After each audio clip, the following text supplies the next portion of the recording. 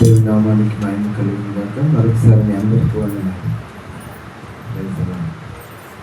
అందరికి వందనాలండి. కొంచెం కోపంగా ఉన్నట్టున్నారు, లేదు కదా? కొంతమంది వందనాలు చెప్పట్లేదు. సంతోషంగా ఉన్నారు అందరూ నాతో? ఇంకేముండదండి, ఈ రాత్రి అయితే మీరు నా ముఖం కూర్చోవాలి కదా. ఓకే, దేవుని మహాకృపను బట్టి ఈ 3 దినాల్లో చివరి దినానికి వచ్చేసాం కదా. దేవుడు మనతో చక్కగా మాట్లాడుతున్న ప్రతి విషయాన్ని అర్థం చేసుకుంటూ ఆధ్యాత్మికంగా బలపడుతూ క్రీస్తు సారూప్యంలోనికి మనం ఎలా రాగలమో చక్కగా నేర్చుకుంటున్నాం. మరి ఈ ఉదయం దైవజనుల ద్వారా మరి శ్రమలో కూడా మనం ఎలా ఆనందించాలో చక్కని వర్తమానం దేవుడు అందించాడు. అందుకు దేవుడిని స్తుతిస్తూ ఉంటున్నాం. సరే రండి, మన వాక్య భాగాన్ని చదువుకొని ధ్యానం చేసుకుందాం. మనం ఏం చదువుకుంటున్నాము? ఎఫెసీ పత్రిక 4వ అధ్యాయం 15వ వచనం కదా. చాలా సంతోషం, మీరు ఈ వాక్యం వింటున్నారు కదా. ఏదో విన్నాము నేర్చుకున్నాము అనే దానికంటే కాస్తైనా మేము మార్చుకొని దేవుని పోలికలోనికి వస్తున్నాము అనే మంచి భావన కలిగి ఉన్నట్లయితే తప్పకుండా దేవుడు మనల్ని ఆశీర్వదిస్తాడు. ఈ 3 దినాల కూడికలు అప్పుడే మనకు ఆశీర్వాదకరంగా ఉంటాయి. ఏం చదువుకుంటున్నాం అక్కడ? ప్రేమ కలిగి సత్యము చెప్పొచ్చు, క్రీస్తు వలె ఉండుటకు అన్ని విషయములలో ఎదుగుతాం. ప్రేమ కలిగి సత్యము చెప్పొచ్చు, క్రీస్తు వలె ఉండుటకు. మనం ఎలా ఉండాలని? ఒక దినం ఆయన ప్రత్యక్షమైనప్పుడు ఆయన దగ్గరికి మనం వెళ్తూ ఆయనను చూస్తున్నప్పుడు ఆయన ఉన్నట్లుగానే ఆయన చూస్తాము. ఆయన చూస్తూ మనల్ని మనం చూసుకున్నప్పుడు ఆయన ఉన్నట్లుగా మనం కూడా ఆయనను పోలి ఉంటాం. ఆయనను పోలి ఉంటాము అన్న విషయాన్ని మనం చూస్తూ వచ్చినాం. నిజమే, దేవుని పోలికలోనికి అనగా ప్రభువైన యేసుక్రీస్తు వారి పోలికలోనికి మనం అన్ని విషయములలో ఎదుగుచూ ఉన్నప్పుడు పరలోక రాజ్యంలో ఆయన ఉన్నట్లుగానే మనం కూడా ఆయన సన్నిధిలో ఉంటాం. దేవుడు ఆ విధంగా మనల్ని సిద్ధపరచును గాక. దాంతోపాటు ఇంకొక వచనాన్ని జతగా ఇంకొక వచనాన్ని కూడా ఈరోజు మనం చదువుకొని ధ్యానం చేశాము. పేతురు రాసిన మొదటి పత్రిక 3వ అధ్యాయం. పేతురు రాసిన మొదటి పత్రిక 3వ అధ్యాయం 8వ వచనం నుండి 12 వచనాల వరకు నేను చదువుతాను. మీ బైబిల్లో మీరు చూడండి. పేతురు రాసిన మొదటి పత్రిక 3వ అధ్యాయము 8వ వచనం నుండి నేను చదువుతున్నా. తుదకు మీరందరూ ఏక మనస్కులై ఒకరి సుఖ దుఃఖముల యందు ఒకరు పాలుపడి సహోదర ప్రేమ గలవారును కరుణాచిత్తులను వినయ మనస్కులునై ఉండుడి. ఆశీర్వాదమునకు వారసులగుటకు మీరు పిలువబడితిరి కనుక కీడునకు ప్రతి కీడైనను దూషణకు ప్రతి దూషణ అయినను చేయక దీవించుడి. జీవమును ప్రేమించి మంచి దినములు చూడగోరువాడు చెడ్డదానిని పలకకుండా తన నాలుకను, కపటపు మాటలు చెప్పకుండా తన పెదవులను కాచుకొనవలెను. అతడు కీడు నుండి తొలగి మేలు చేయవలెను, సమాధానమును వెతికి దానిని వెంటాడవలెను.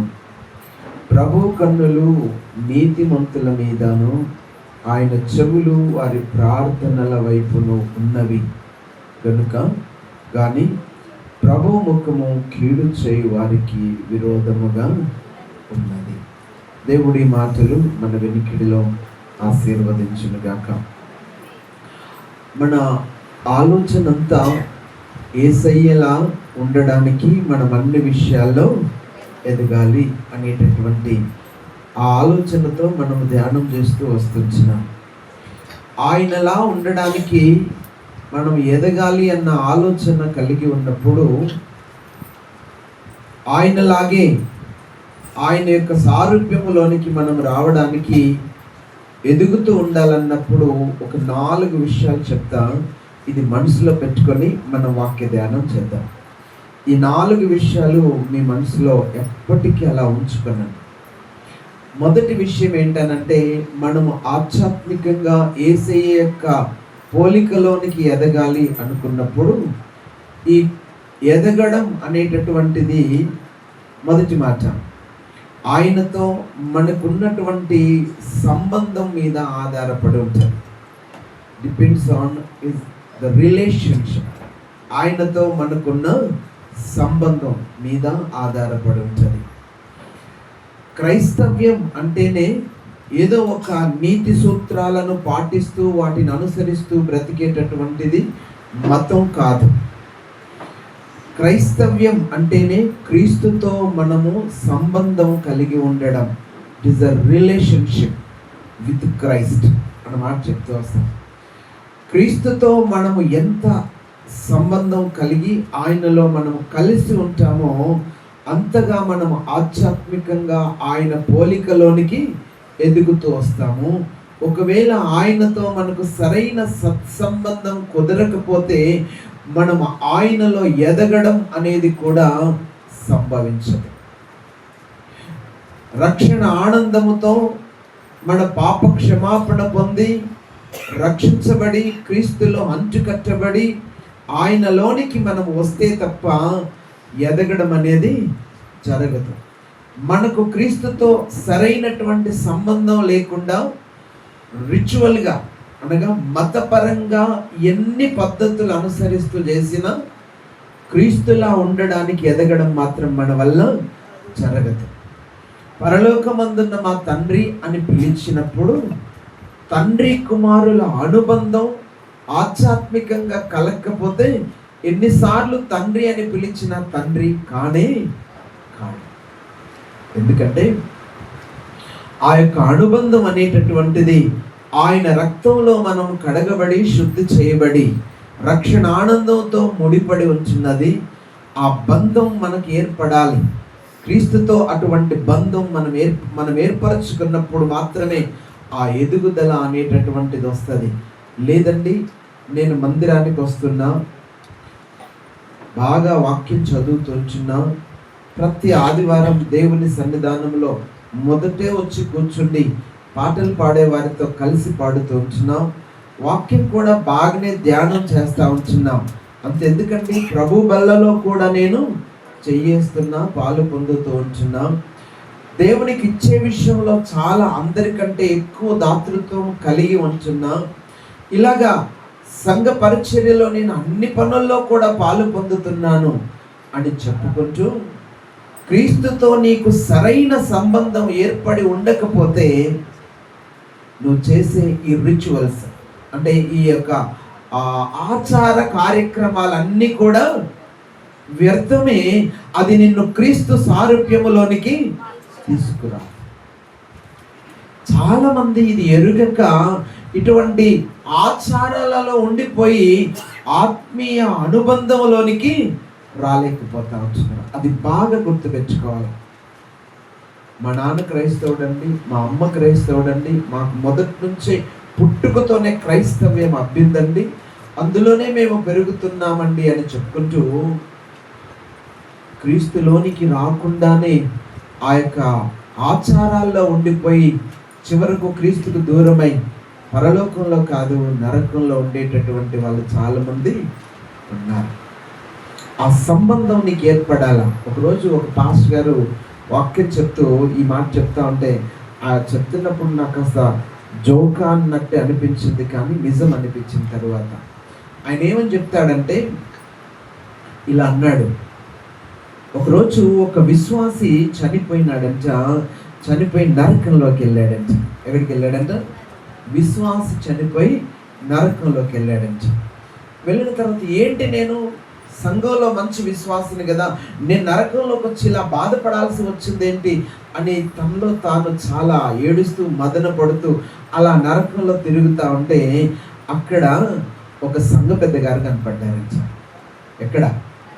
నరకంలో. పరలోకంలో కాదండి బాబు. ఎక్కడికి వెళ్ళాడు?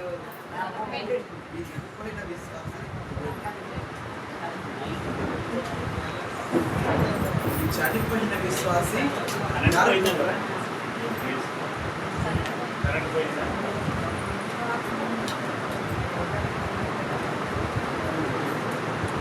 నా మాట వినపడుతుందా? వెనకాల ఉన్న వాళ్ళకి వినపడుతుంది కదా. కరెంట్ పోయిందండి కొంచెం, మనమే సర్దుకోవడం.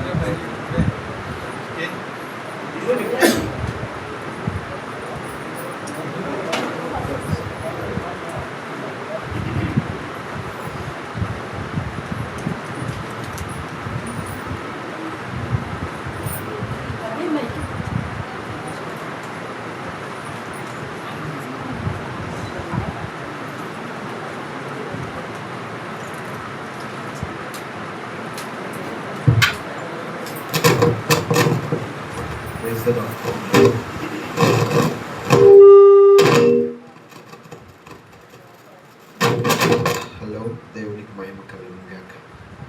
నేనేం చెప్తున్నా? ఒక విశ్వాసి చనిపోయి పరలోకానికి కాదండి, నరకానికి వెళ్ళాడు. నరకంలోకి వెళ్ళి అక్కడ చాలా బాధపడుతూ తిరుగుతూ ఉంటూ ఆ ప్రాంతంలో అలా నరకంలో తిరుగుతూ ఉండేటప్పుడు ఆయనకు అక్కడ ఒక సంఘ పెద్ద గారు కలిశారంట. ఎవరు కలిశారంట? సంఘ పెద్ద గారు. కలిసి వెళ్ళిన తర్వాత సంఘ పెద్ద గారు కనపడగానే ఏం చెప్తాం మనం? ప్రైజ్ లార్డ్ అండి, సంఘ పెద్ద గారు మీరేంటి ఇక్కడ ఉన్నారు అని అన్నాడు. ఏమంటే మీరేంటి ఇక్కడ ఉన్నారేంటి అని అడిగితే ఆ సంఘ పెద్ద గారు అన్నట్టు గట్టిగా అరవబాకు, మన బిషప్ గారు ఇక్కడే. ఎవరున్నారంట? గట్టిగా అరవబాకు, మన బిషప్ గారు ఇక్కడే ఉన్నాడంట. నేను ఎందుకు ఈ మాట చెప్తున్నానంటే, నీ రిచువల్స్, నీ యొక్క ఆచారాలు దేవునితో నీకు సంబంధాన్ని పెట్టవు. నువ్వు మొదట దేవునితో సంబంధం కలిగి ఉంటే నువ్వు చేసే క్రియలు నిన్ను ఆధ్యాత్మిక అభివృద్ధిలోనికి తీసుకొస్తాయి. అందుకని మొదట నీకు క్రీస్తుతో అనుబంధం ఏర్పడి ఆ సరైన రిలేషన్షిప్ అనేది ఏర్పడితేనే సరైన క్రైస్తవ్యంలో నీవు ఉన్నట్లు. మొదటి మాట చెప్పాను. రెండో మాట ఏమంటే, మన ఆధ్యాత్మిక ఎదుగుదల కొరకు మన స్వప్రయత్నం సరిపోదు. మన స్వప్రయత్నం సరిపోదు. పాస్టర్ గారు చెప్పాడండి, ఇలాగ చెప్పాడండి, ఈ పాయింట్స్ చెప్పాడండి అన్ని బాగా నోట్ చేసుకొని వాటిని ప్రాక్టీస్ చేయడానికి ప్రయత్నం చేస్తే అదొక్కటి సరిపోదు. తప్పకుండా దేవుని ఆత్మ నింపుదల నీకు అవసరం. ఎవరు నిన్ను అభివృద్ధి చేసేది? నిన్ను సర్వ సత్యములోనికి నడిపించేది ఎవరు? ఆయన అంచాడు యేసయ్య. ఆత్మ వచ్చినప్పుడు, ఆదరణకర్త వచ్చినప్పుడు, సత్య స్వరూపి అయిన ఆత్మ వచ్చినప్పుడు మిమ్మల్ని ఎక్కడికి తీసుకొస్తాడు? సర్వ సత్యములోనికి. నేనే వచ్చేస్తానండి, ఆత్మతో నాకు సంబంధం లేదని అనుకోబాక. తప్పకుండా నువ్వు ఎవరితో అభివృద్ధిలోనికి రావాలా? నిన్ను క్షేమాభివృద్ధిలోనికి, నేను ఆధ్యాత్మిక అభివృద్ధిలోనికి తీసుకొచ్చి క్రీస్తు సారూప్యములోనికి తీసుకురావాల్సేది ఎవరు చేస్తారు అని అంటే పరిశుద్ధాత్మ దేవుడు. అందుకనే మనము తప్పకుండా దేవుని ఆత్మ నడిపింపులో బతకడం నేర్చుకోవాలి. యేసుక్రీస్తు ఆ పోలికలోనికి మనల్ని తీసుకురావడానికి పరిశుద్ధాత్మ దేవుడు దిగి వచ్చాడు. ఆయన మనతో ఉంచున్నాడు. ఆ ఆత్మదేవుడే, పరిశుద్ధాత్మ దేవుడే మనల్ని క్రీస్తు సారూప్యములోనికి తీసుకురావడానికి పనిచేస్తా ఉన్నాడు. కనుక దేవుని ఆత్మ నింపుదలలోనికి మనం రావాలా. ఆ మాట ఇలా చెప్తాను, ఆత్మ నింపుదల అనేది మనకు వచ్చినప్పుడు, ఆత్మ నడిపింపులోనికి మనం వచ్చినప్పుడు మనం తప్పకుండా క్షేమాభివృద్ధి పొందుతూ వస్తాం. తప్పకుండా క్షేమాభివృద్ధి పొందుతూ వచ్చాం. క్రీస్తు సారూప్యములోనికి తీసుకొచ్చేది మొదట ఏం చెప్పాను? ఆయనతో సరైన సంబంధం ఉండాలా నీకు, రిలేషన్షిప్, తండ్రి కుమార్తెల రిలేషన్, అది రక్తముతో కలిగిన రిలేషన్ మనకు కావాలా. రెండవది ఆత్మ నింపుదల మనకి ఉండాలా. నీ స్వప్రయత్నం సరిపోదు. నీకెంత జ్ఞానం ఉన్నా, వాక్య పరిజ్ఞానం ఉన్నా, నిన్ను క్రీస్తు సారూప్యములోనికి నడిపించేది పరిశుద్ధాత్మ దేవుడు గనుక ఆయన మీద ఆధారపడి ఆయన నడిపింపులోనూ బతకడం అవసరం. ఈ రెండు మాటలు గుర్తుపెట్టుకోండి. మూడో మాట ఏమనంటే, ఎదుగుదల, క్రీస్తు సారూప్యములోనికి నువ్వు ఎదగడం అనేటిది అది ఆకస్మికంగా జరిగే కార్యము కాదు, అది నిదానంగా జరిగేటటువంటి కార్యం. అదేమంటే, ఒక బిడ్డ పుట్టాడు, ఇందాక చెప్పారు కదా, చిన్న బిడ్డ పుట్టిన తర్వాత ఆ బిడ్డ ఎదిగి తనకులాగా, తల్లిలాగా లేకపోతే తండ్రిలాగా ఆ విధంగా కావాలంటే ఇలా పుట్టి రేపు అయిపోతాడా అండి? అవుతుందా? అవ్వదండి. It's a process. అది క్రమంగా జరుగుతూ ఉండాల. మనము రక్షించబడిన తరువాత దేవుడు మన మనస్సు మార్చి, మనము అప్పుడు క్రీస్తులో పసిపిల్లలంగా పుట్టాము. ఇప్పుడు మనం ఏమవ్వాలా? ఆధ్యాత్మికంగా ఎదుగుతూ క్రీస్తు యొక్క సారూప్యములోనికి రావాలి అని అంటే, మనకు ఆ బిడ్డ ఎదగడానికి కనీసము 15 నుండి 20 సంవత్సరాలు పట్టినట్లు మనకు కూడా ఆధ్యాత్మిక ఎదుగుదల అనేది ఆ విధంగా క్రమంగా వస్తూ ఉండాలా. అది అలాగే వస్తుంది కనుక మనం దాని కొరకు దినం కష్టపడుతూ ప్రయాసపడాక తప్పదు. ఇక మూడో విషయం ఏంటనంటే, నాలుగో విషయం ఏంటనంటే, మనం ఆధ్యాత్మిక ఎదుగుదల విషయంలోనికి వచ్చినప్పుడు తప్పకుండా ఇది స్లోగా జరిగే ప్రాసెస్ అని మనకు అర్థమైంది కదా. నాలుగో విషయం ఏంటనంటే, మనం రక్షించబడిన తరువాత ఎదగడం కోసము తప్పకుండా దేవుని సన్నిధానంలో ప్రయాసపడాల్సిందే. ఏం చేయాలా? తప్పకుండా మనము దేవునిలో క్షేమాభివృద్ధి పొందడానికి ప్రయాసపడాల్సిందే. దేవుడు అందుకే మనల్ని రక్షించాడు, అందుకే మనల్ని సృష్టించాడు గనుక ఆయన మన కొరకు ముందుగా నిర్ణయించిన ఆ సత్క్రియలు, నీతి క్రియలు జరిగిస్తూ ఉండడానికి మనల్ని సృష్టించాడు గనుక ఆయన పోలికలోనికి ఎదగడానికి మనం ప్రయాసపడుతూ ఉండాలి. తప్పకుండా ఈ నాలుగో విషయం దగ్గరికి మనం వచ్చినప్పుడు అక్కడ మన ప్రమేయం జరుగుతూ ఉంటుంది అన్నమాట. ఆ విధంగా మనము కష్టపడుతూ ప్రయాసపడుతూ క్రీస్తు సారూప్యములోనికి మనం ఎదుగుతూ ఉండవలసిన వారమైంటున్నాము. అలా ఎదిగినప్పుడే దేవుడు మనల్ని చూసి సంతోషపడుతూ వస్తాడు. అంతేకాకుండా దేవుడు మనల్ని బట్టి ఆయన యొక్క సారూప్యములోనికి మనం ఎదుగుతూ ఉంటుండగా మనము క్షేమాభివృద్ధి పొందుతూ వస్తాం. ఈ 4 మాటలు మీ మనసులో పెట్టుకొని ఇప్పుడు మీ వంతు, మన వంతు ప్రయాస ఏమంటే, ప్రభువా నీ పోలికలోనికి నేను రావడానికి నేను పడాల్సిన ప్రయాస లేకపోతే ప్రయత్నం ఏంటి అని దేవుని దగ్గర అడుగుతూ, ఆ వాక్యాన్ని చదువుతూ, వాక్యములు ఆయన ఎలా ఉన్నాడో అలాగ మనం ఎదుగుతూ ఉండడం అవసరం. దీనితో ఇంకొక మాట చెప్తా అండి నేను మీకు. ఈ 4 విషయాలతో జత చేసుకొని ఇంకొక మాట మీరు మనసులో పెట్టుకోనండి. నువ్వు ఆయన సారూప్యములోనికి ఎదగాలి అనంటే అసలు ఆయన ఎలా ఉన్నాడో అది నీకు పూర్తిగా ఎదిగి ఉండాలి. యేసయ్య ఎవరు, ఆయన ఎలా ఉన్నారు అనేటటువంటి జ్ఞానము నీకు అది తెలిసి ఉండాలి. నేను చెప్తానండి ఒక మాట.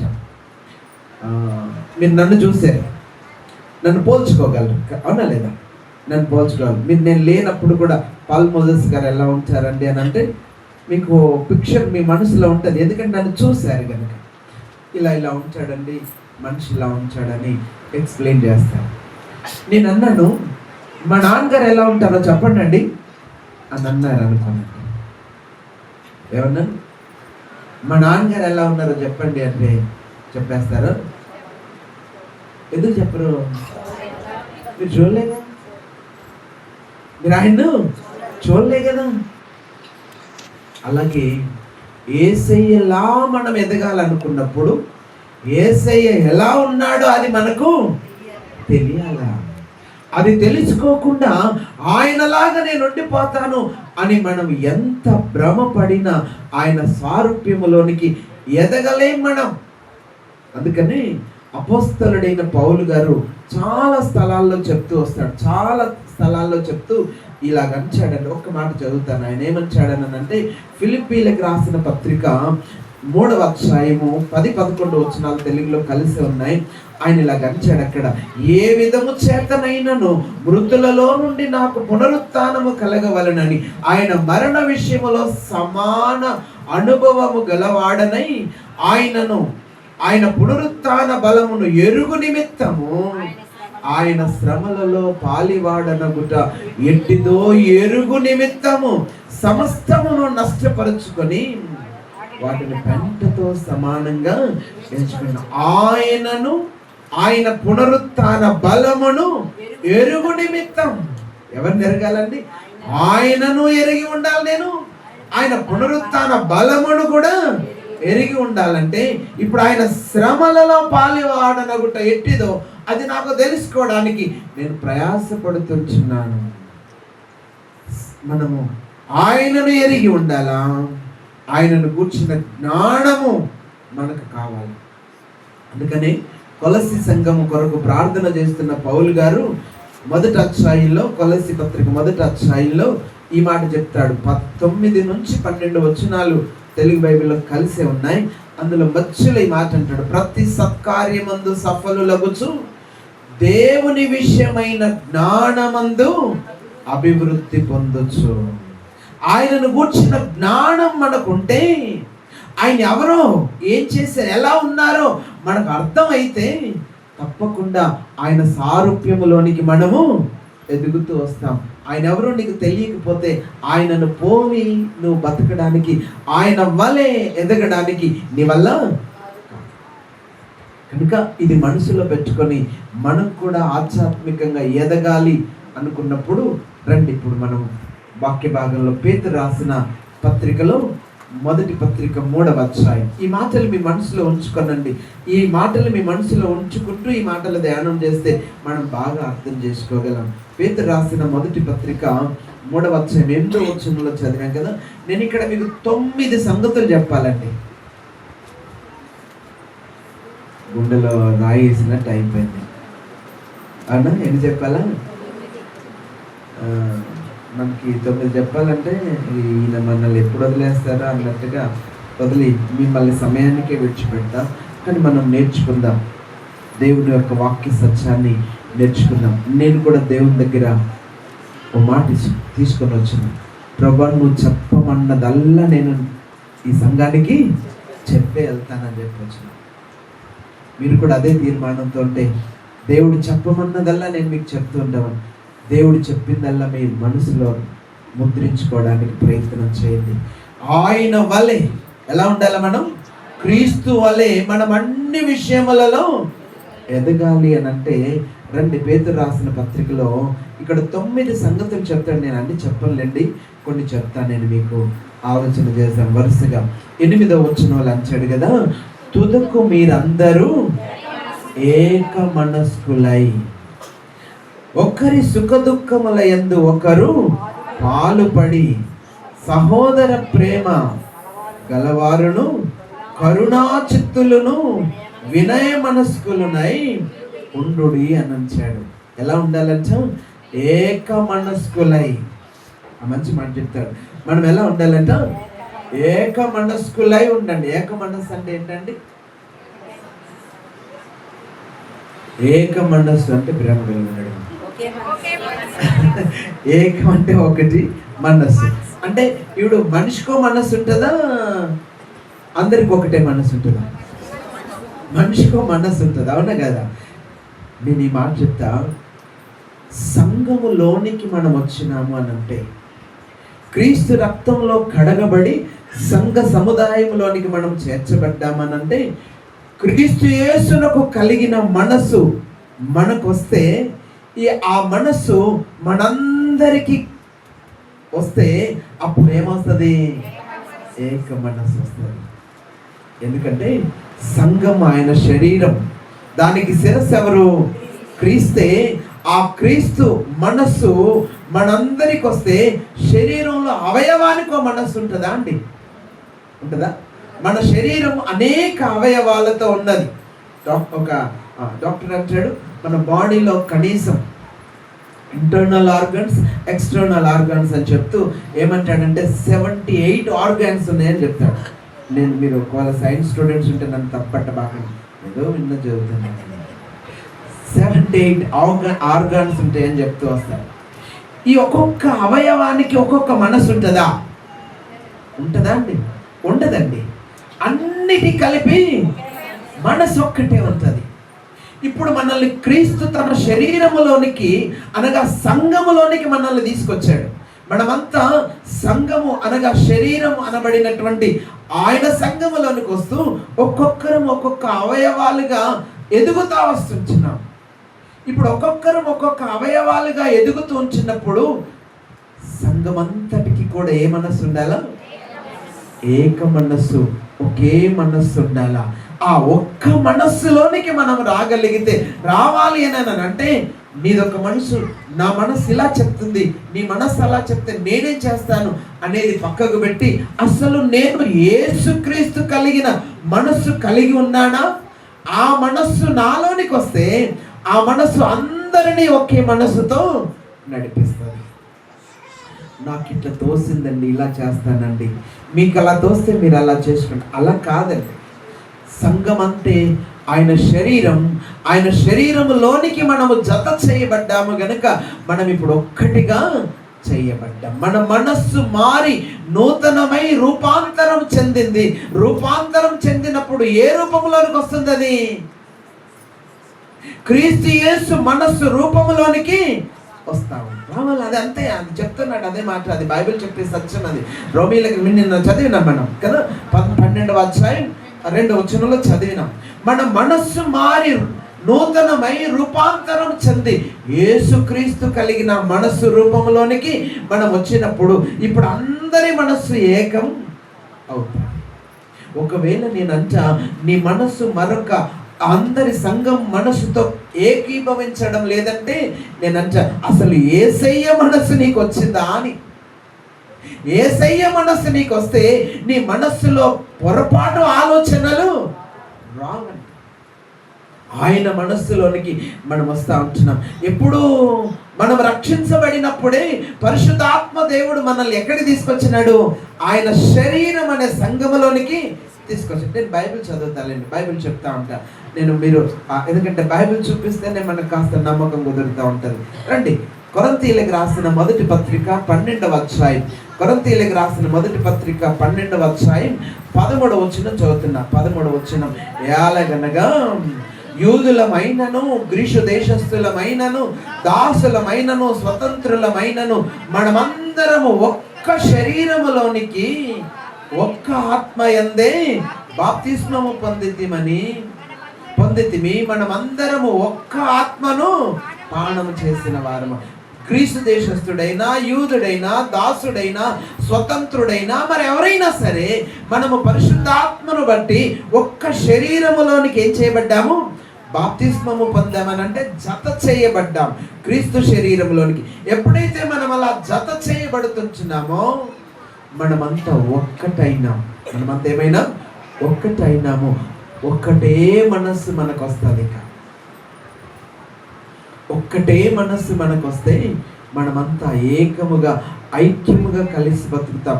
నీకు అట్లా ఉంటే ఉండొచ్చండి, నేను మాత్రం ఇలాగే ఉంటానండి అని చెప్పుకోగలమా? చెప్పుకోలేము. నాకు చిన్నప్పటి నుంచి ఇది అలవాటు అయిందండి, నా బుద్ధి ఇంతే, ఇంకా చెప్తాను కదా చాలాసార్లు, నేను ఇలాగే మాట్లాడతాను, నేను ఇలాగే ప్రవర్తిస్తాను, నాకు ఇలాగే తోస్తుంది అన్న ఆలోచన నీకు రాదు. కలిసి ఏకంగా ఉండడానికి ప్రయత్నం చేస్తాం. ఒక 2-3 వచనాలు చదివి మీకు అర్థమయ్యేటట్లు ఈ మాట చెప్పడానికి ప్రయత్నం చేస్తారు. రండి దయచేసి. ఇలా అంచాడు. అపోస్తలుల కార్యముల గ్రంథం 4వ అధ్యాయం 32వ వచనం చదువుదాం. 4వ అధ్యాయం 32వ వచనం చదువుదామా? 4వ అధ్యాయం ఏమున్నదంట? విశ్వసించిన వారందరికీ ఏమొచ్చిందంట? ఏక హృదయము ఏక ఆత్మయు గలవారు. ఏక హృదయం, ఇది కూడా కొంచెం కష్టతరమే. మనస్సు ఒకటైతుంది.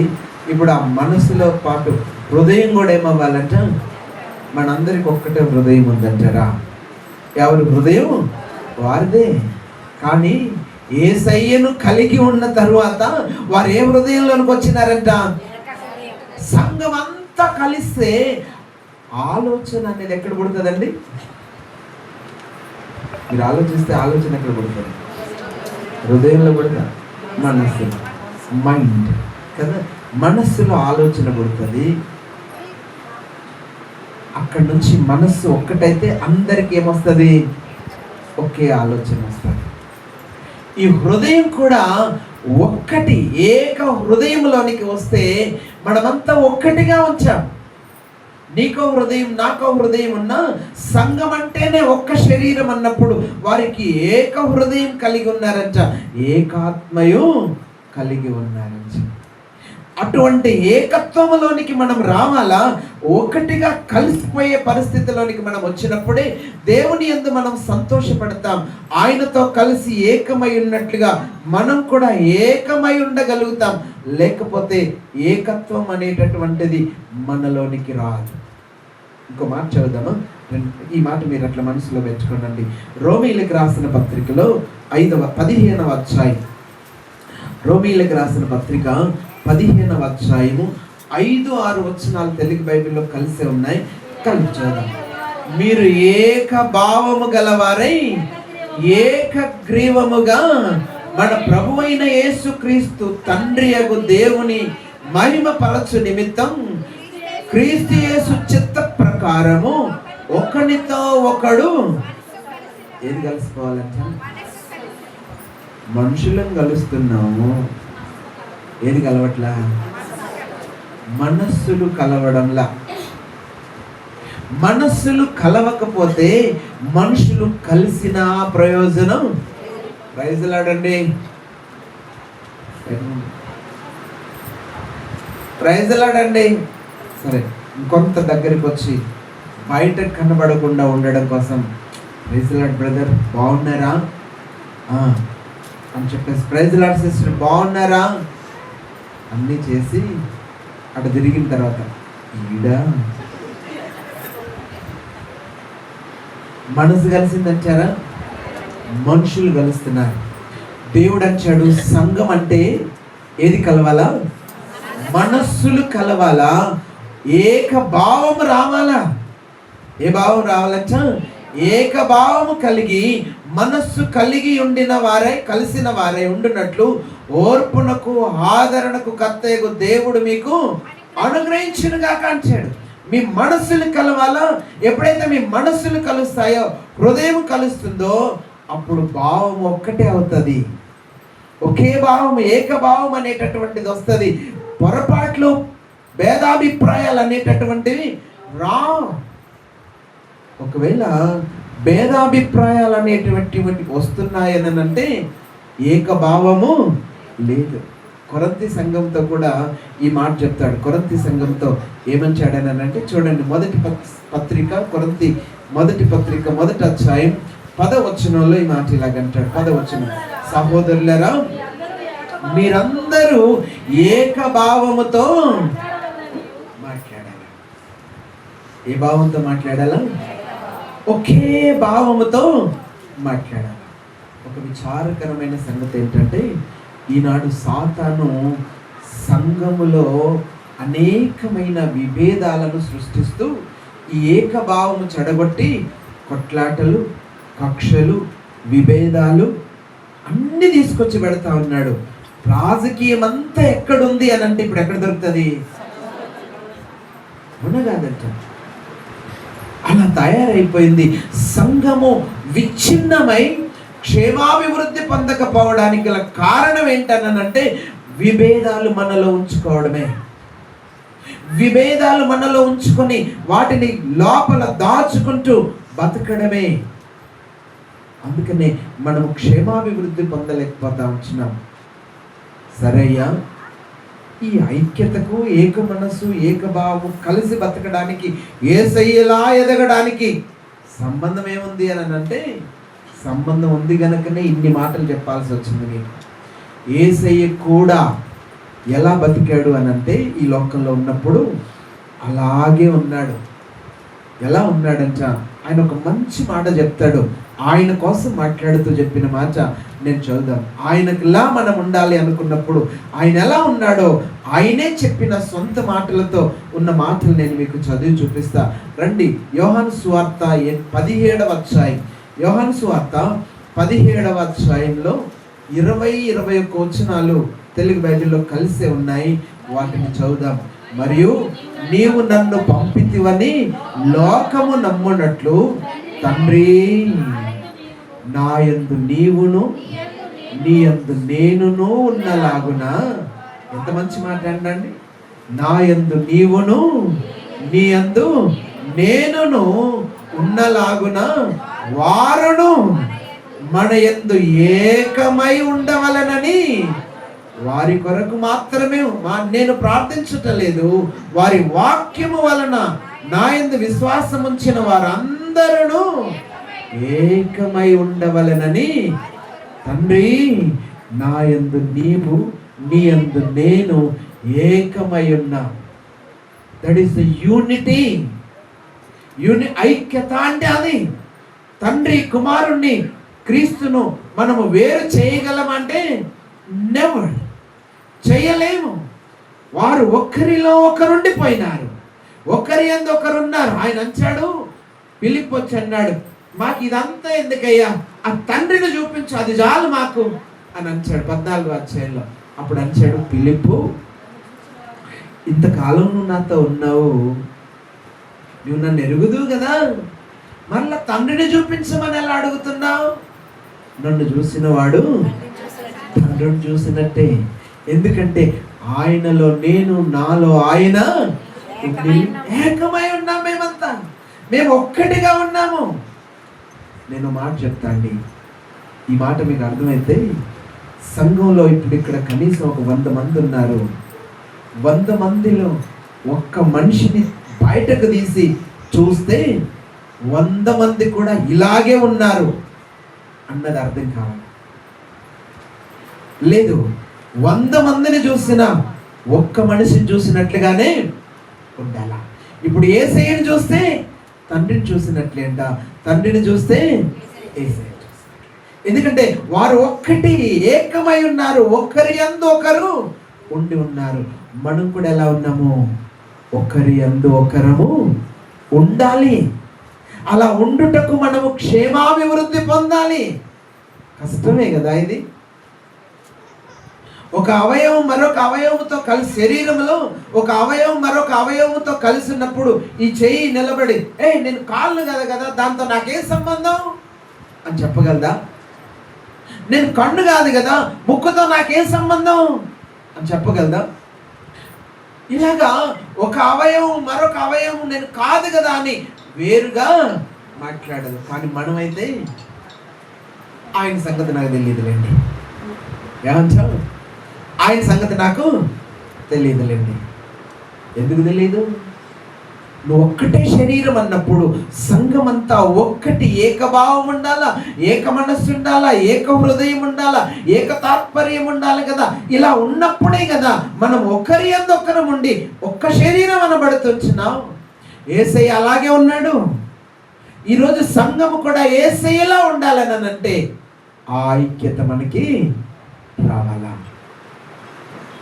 ఒకరికి ఒకరు వ్యతిరేకంగా మాట్లాడడం కానీ చెయ్యడం కానీ ఉండకూడదు. ఐక్యత అనేటటువంటిది చాలా విలువైనది. ఈ దినాల్లో ఐక్యత అనేటటువంటిది చెదిరిపోతుంది గనుకనే అనేకులలో, సంఘాలలో క్షేమాభివృద్ధి కనబడడం లేదండి. ఈరోజు నువ్వు ఆధ్యాత్మికంగా యేసయ్యలా నువ్వు ఎదగాలి అని అంటే తప్పకుండా నీకు కావాల్సింది ఐక్యత అనేటటువంటిది కావాలా. ఐక్యత కోసము నేను మాట్లాడాల్సి వస్తే ఈ ఏకభావం, ఏకత్వం అనే దానికోసం చాలా మాటలు చెప్పొచ్చు, కానీ ఒక 2-3 మాటలు జ్ఞాపకం చేస్తాం. ఒకటి ఏమంటే, ఐక్యత కలిగి ఉంచున్నామనంటే మనం ఒకరినొకరు అర్థం చేసుకుంటూ కలిసి పనిచేయడానికి ప్రయత్నం చేస్తాం. మీకు అర్థం కావడానికి చెప్తా జాగ్రత్త. మీరు స్పోర్ట్స్ బాగా చూస్తారా? స్పోర్ట్స్ బాగా చూసే వాళ్ళు ఎవరున్నా? ఫుట్బాల్ బాస్కెట్బాల్ గేమ్ ఎప్పుడైనా చూసారా? చూసేటప్పుడు ఏం చేస్తారు? బాస్కెట్బాల్ ఆడుతున్నారు అనుకోనండి, ఒక టీం ఒకవైపు, ఇంకొక టీం ఒకవైపు ఉంటుంది. వాడు బాల్ దాంట్లో వేయడానికి ఒక్కడే ఆడతాడా అండి? దే విల్ షేర్ కదా, ఒకరితో ఒకరు పంచుకొని పని చేస్తూ గోల్ చేయడానికి ప్రయత్నం చేస్తారు.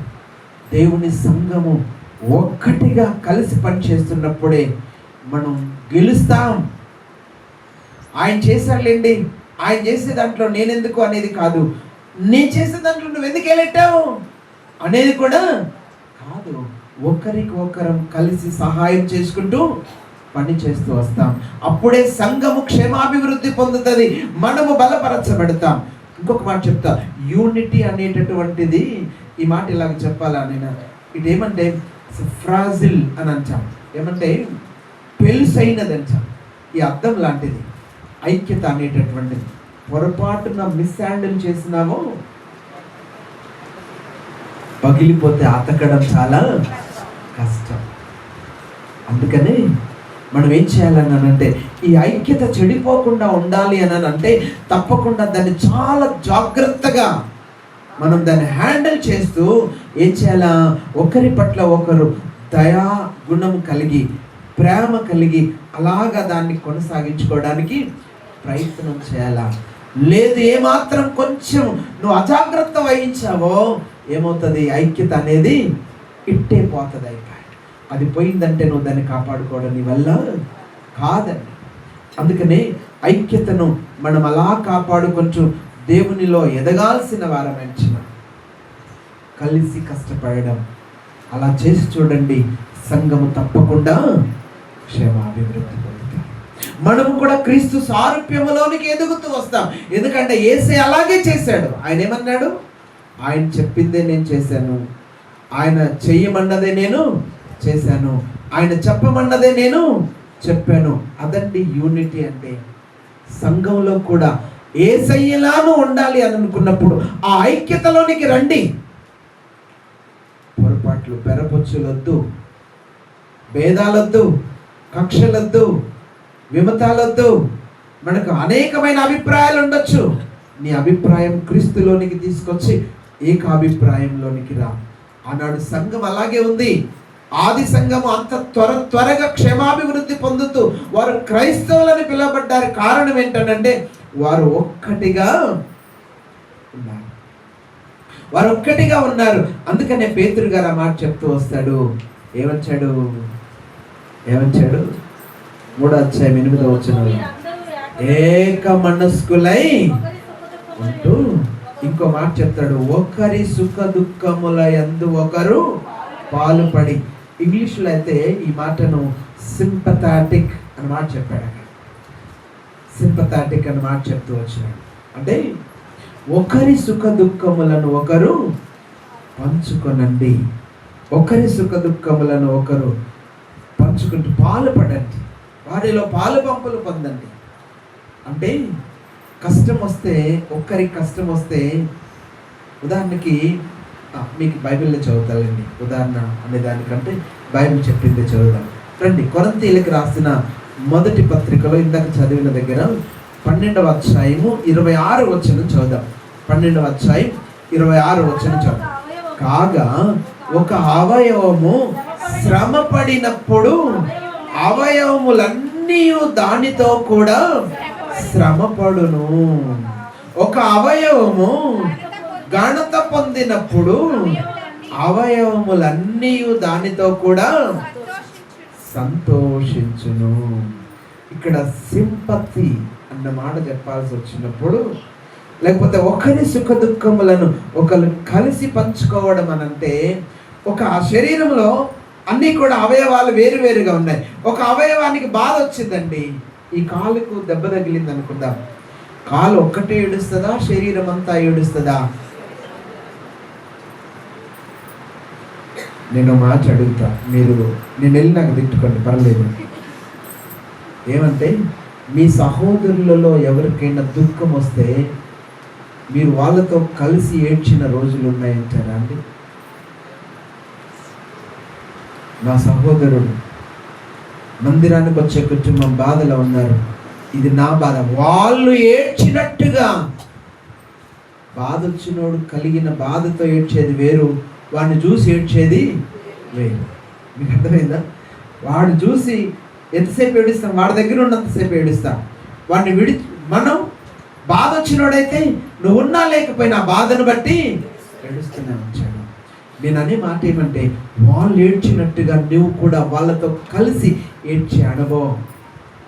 శరీరం ఎలాగైతే ఒక అవయవానికి బాధ వచ్చిందో ఏడుస్తూ ఉంటున్నదో, అలాగే ఆ బాధను అన్ని అవయవాలు పంచుకొని ఏం చేస్తానంట, బాధపడుతూనే ఉన్నాయంట.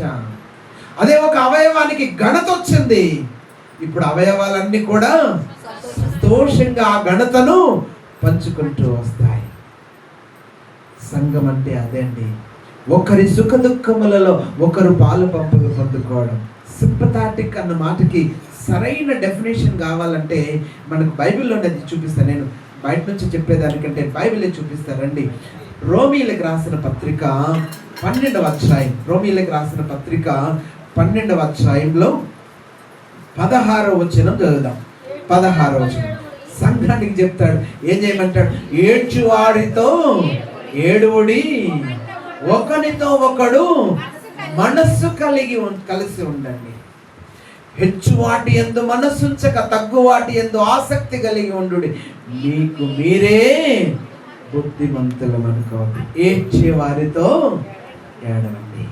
అదండి ఒకరి సుఖ దుఃఖాలను ఒకరు పంచుకోవడం అంటే.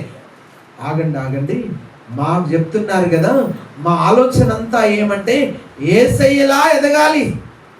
యేసయ్య కూడా అలాగే ఉన్నాడా అండి? ఎక్కడ ఉన్నాడు?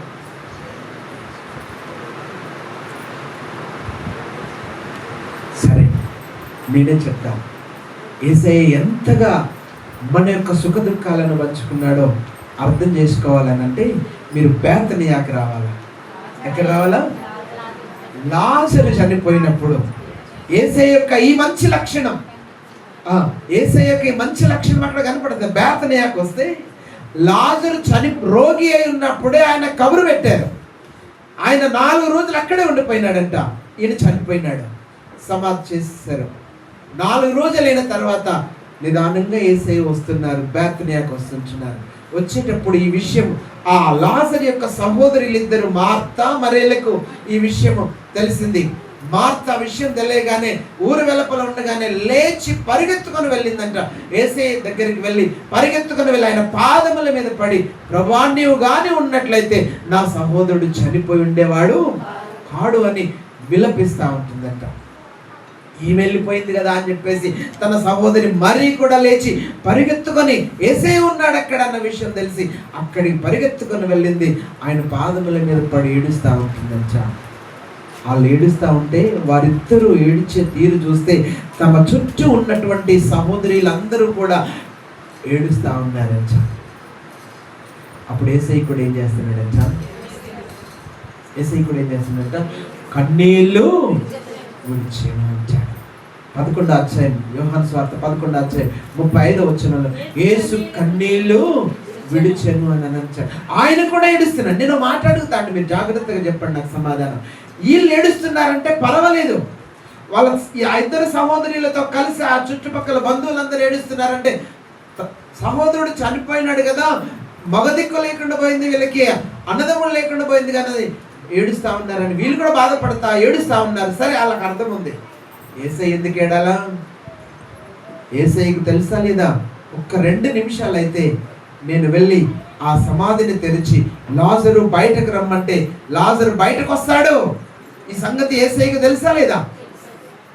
లాజరు కొద్ది క్షణాల తరువాత సజీవుడవుతాడు అన్న సంగతి తెలుసా లేదా?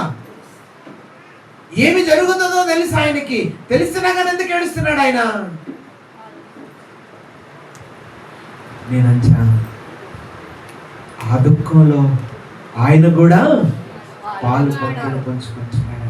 అదండి యేసయ్య ప్రేమ. నువ్వు నమ్మిన క్రీస్తు ప్రభు ప్రేమ ఏమంటే నువ్వు ఏడుస్తే ఏడుస్తాడు ఆయన, నువ్వు నవ్వుతే నవ్వుతాడు, నువ్వు ఏ బాధలో ఉంటే ఆయన అదే బాధలో నీతో కలిసి ఉంటాడు. దేవుణ్ణి కదా తీసేస్తాలే అని నిన్ను పక్కకు పెట్టి అలా చేసేవాడు కాదు ఆయన వారి ప్రతి బాధను పంచుకుంటూ, అది అలా కలిసి పంచుకుంటూ, సుఖ దుఃఖాలను కలిసి పంచుకుంటున్నాడు ఆయన. ఇంకొక వచనం చదువుతా అండి, చాలా వచనాలు చదవాలనిపిస్తుంది కానీ ఒక వచనం బైబిల్ని చదువుదాం. 63వ అధ్యాయం యెషయా గ్రంథం, 63వ అధ్యాయం 9వ వచనం చదువుదాము. యెషయా గ్రంథం 63వ అధ్యాయం 9వ వచనం చదవండి తీస్తే. వారి యావత్ బాధలో ఆయన కూడా పొందుతున్నాడు అంట అండి. ఎంత మంచి దేవుడు అండి యేసయ్య. నువ్వు నమ్మిన దేవుడు వారి యావత్ బాధలో, ఏ బాధ అయినా సరే, తన పిల్లలు బాధపడుతున్నారు అనంటే, వారు సంఘము బాధపడుతున్నారంటే, లేక నువ్వు బాధపడుతున్నావు అనంటే, నీ బాధను పంచుకొని ఆ బాధలో ఆయన కూడా ఏం చేస్తున్నాడండి, బాధపడతా ఉంటున్నావు. ఆయన అలాగూ చేసి చెప్తా ఉన్నాడు, ఇప్పుడు నేను కూడా మీకోసం మీ బాధ పంచుకొని యావత్ బాధలో బాధపడ్డా, మీరు ఏడిస్తే ఏడ్చినా, నవ్వితే నవ్వాను, సంతోషపడితే సంతోషంగా ఉన్నా, బాధపడుతూ దిగాలుగా ఉంటే ఆయన కూడా వచ్చి నీతో దిగాలుగా. ఒకవేళ ఎవరన్నా బాధపడుతూ అలా కూర్చున్నారనుకోండి, వాళ్ళ దగ్గరికి పోయి నువ్వు బాగా నాట్యం చేస్తూ పాట పాడినావు అనుకో, ఏమంటాడు, నా సుంటాడైతే చంప మీద 2 జరుగుతాయి. ఏడరా నేను ఇంత బాధలో ఉంటే నువ్వేమి. యేసయ్య ఎంత మంచి దేవుడు అంటే, నువ్వు ఏడిస్తే ఏడుస్తాడు, నువ్వు బాధపడితే బాధపడతాడు, నువ్వు సంతోషిస్తే నీతో పాటు. అది యేసయ్య యొక్క మంచి లక్షణం. ఇప్పుడు అదే లక్షణం ఏమొచ్చాడు, యేసయ్యలా ఉండడానికి నీవు కూడా ఎదగాలి అన్నప్పుడు సుఖ దుఃఖాలలో పాలు పంచుకోవాలి. సంఘం అంటే ఇదండి. ఒకరి సుఖ దుఃఖాలను ఒకరు పంచుకొని, వారు ఏడిస్తే వారితో పాటు ఏడ్చి, వారు నవ్వితే వారితో పాటు నవ్వి, వారి బాధలు పంచుకుంటూ బతకడం సంఘం యొక్క ఐక్యత. అది యేసయ్య చేశాడు, నాకులా మీరు చేయమని చెప్తా ఉంటున్నాడు. సంఘము ఈ పరిస్థితిలోనికి వచ్చినప్పుడు తప్పకుండా క్షేమాభివృద్ధి అవుతుందా లేదంటారా? అవుతుందండి. యేసయ్య చెప్పే మాట అదే. రండి, నేను ఎక్కువ సమయాన్ని ఇక్కడ మిమ్మల్ని ఉంచదలుచుకోలే. రండి, ఆ పేతురు రాసిన పత్రికలో 3వ అధ్యాయం, మీరు ఎక్కడ పోయినా అక్కడికి రండి. 3వ అధ్యాయం, మొదటి పత్రిక 3వ అధ్యాయంలో 8వ వచనం చదవండి. ఏమంచాడు, తుదకు మీరందరూ ఏక మనస్కులై ఒకరి సుఖ దుఃఖముల యందు ఒకరు పాలుపడి, ఏ ప్రేమ అంటారు, ప్రేమ గలవారై, సహోదర ప్రేమ గలవారును అని అంటారు. మనలో ఏ ప్రేమ ఉండాలంట, ప్రేమ ఉండాలా, సహోదర ప్రేమ ఉండాలా. సంఘం అంటే ప్రేమలో కలిసిపోవాలా. ప్రేమ అనేటటువంటిది ఇట్స్ లైక్ గ్లూ, గమ్ లాంటిదంట.